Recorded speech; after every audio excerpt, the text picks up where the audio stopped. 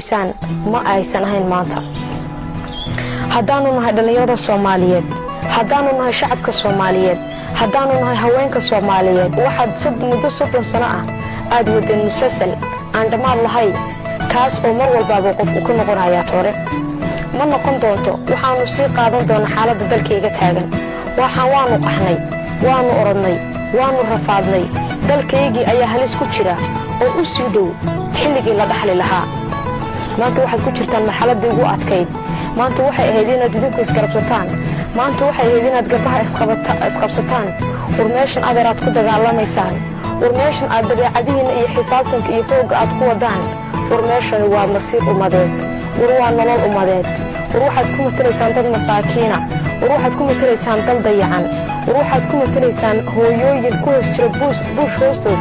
war waxaan aad dabeecadiina ku xukumaysaan waa rajo qaran haddaanu nahay ummadda Soomaaliyeed in badan ayaan idin daawanaynay in badan ayaan idin dhageysanaynay walaalayaal nama qabato tan waxaan jecelnahay inaad naga bedeshaan oo aad noo doortaan nololtanka qurux badan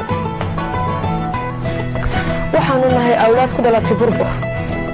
waxaanu nahay awlaad ku barbaartay burbur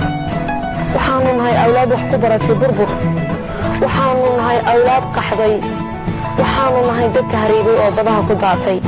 waxaanu nahay kuwa qurbaha lagu dhibaateeyey oo qurbaha ku nool oo dalkooda ka firdhaday maanta markii ubax soo baxay maanta markii rajo soo baxday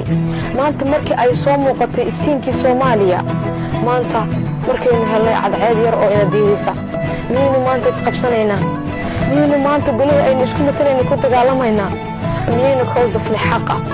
miyaynu fahmi weynay nolosha dhabta ee jirta war miyaynaan odanaynin tani nama qabato war haddaad tihiin dad xaqa oo cadaalad ku taagan 30 sano ayaa dagaalamayseen